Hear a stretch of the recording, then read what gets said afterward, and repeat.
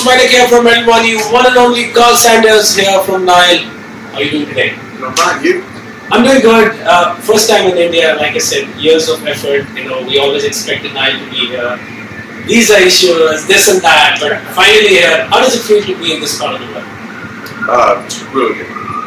Yeah. It's especially good to be here after the flight. Like during the flight, well, that kind of sucks. It's a long flight. Yeah, it's all the way from the States to You couldn't get any further away, right? If you measure it around the Earth, it's as far away as you can possibly get. But once we're here, man, it's great. The people have been so good to us. Awesome. Yeah, it's good to hear. And like yesterday, the press conference were there. Were you at the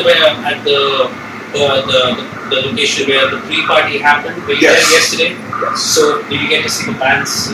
No, I didn't go to the pre-party. I just went to the press conference. Okay, so you get to see them. We did it since the. But I saw the place. Yeah, but not the bands. Right.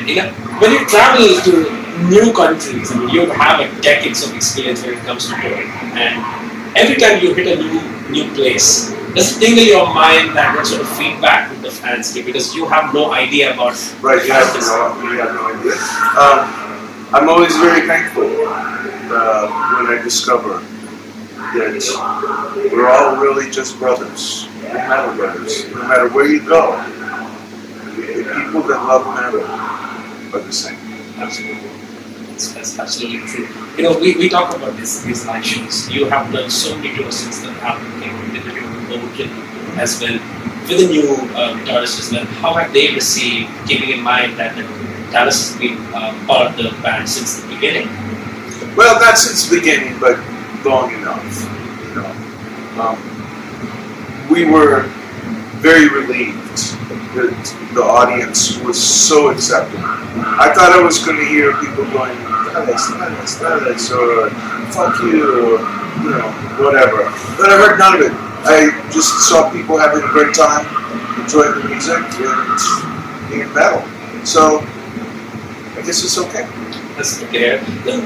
Nile as a live band has this legacy and that quality of writing technically challenging music, not only on the album but also to be executed properly live.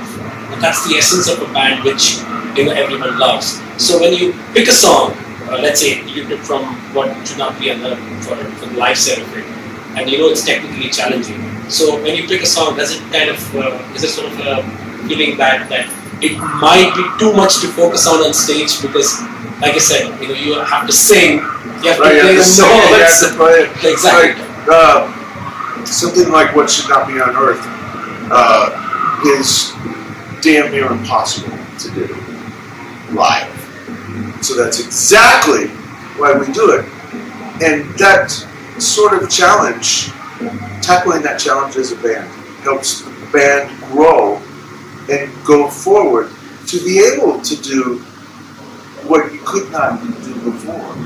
So if you take it, you learn it, right? And then you take it out on tour and you play it every fucking day on tour. You play it everywhere you fucking can. You notice how over that time, the band grows and becomes stronger, right? And you become able to do it. It's not so scary anymore. It's not like, oh, fuck, I gotta do this, and I gotta do that, and there's this jump part here, and then I gotta play this part, and it's got a weird time, and you're not scared of it anymore, because you do it enough, and you grow it enough, and it becomes, as I say, under your belt. You can do it. Feel comfortable. Be confident, and have fun with it. And then, after you've done that a few times, we've got 8 albums out. So when it comes time to do the next record, you have confidence to try new things. Right. Because you know that all you have to do is do the work. Sure. Just do the work and it'll be okay. If it's tough to play, so what? I remember Burning Pits in the Duat when we played it in rehearsals before the album. We played it like every day for 2 weeks, and that's all we played. I thought my wrist was going to die. It was so painful. But then when we took it out on tour, and we did it over and over and over, we only did it once a day. instead of 1,000 times a day. It became okay. It was all right. We climbed that hill, and then once you make the climb, well, it's okay. Right. You're up there. You don't have to think about it or worry about it.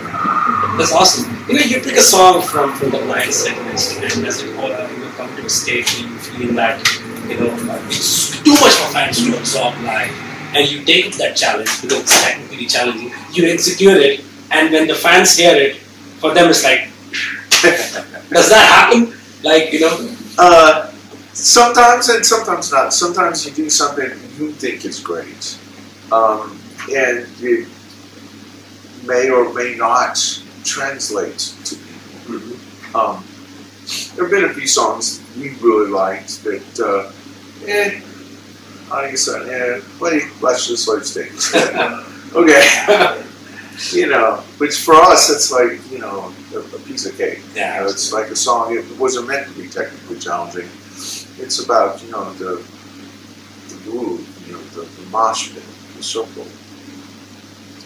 Cool. So the organic vibe of the last of 9 albums have been something where you're, stripped down, just focus on the, the sound of the guitars when you're playing it. It kind of feels like I'm with you guys in a rehearsal room and I'm listening to you. Right. As compared to completely clean and polished recording. So that's something you guys have followed at the gates of saying what should not be enough. So there's a change in the sound when it comes to the production side of it.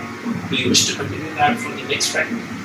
I think this next record we're going to be using Erik Rutan, so it'll be something new for us. I don't know exactly how that'll work out, but I think it's time for a change. It's time to do something new. I'm waiting for the Motley Engine album which he's producing with Steve and the guys. Yeah, we all are. Everybody's waiting for this. So, you've been writing songs with Dallas over the years. Now, Brian has joined in. Would he be part of the songwriting? Well, he already is. We've already been writing songs for the record. And I think Brian has elevated the level of composition. He has a lot of influence besides just melody. He's got a lot of classical influences. But he also has some, like the Beatles. He and I share a love for the Beatles. And the Beatles were incredible songwriters.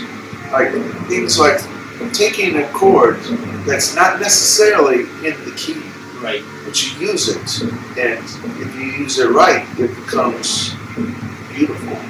It becomes like all of a sudden you don't think, well, wait a minute, you're not supposed to play that chord in that key.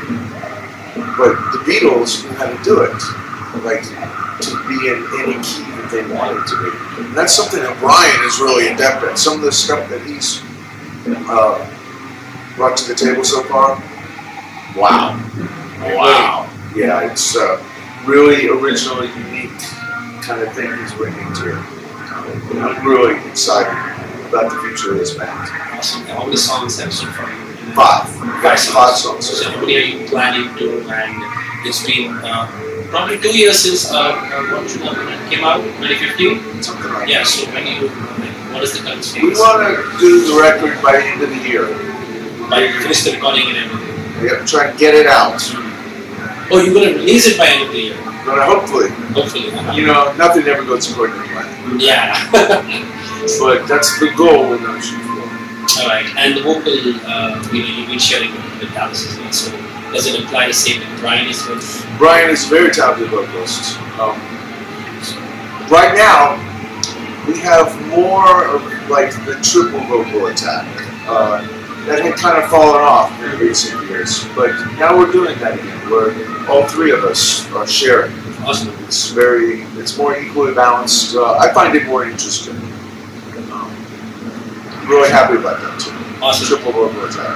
You've been on social media, you've always communicated with fans, you've been very open with them when it comes to your own personal page.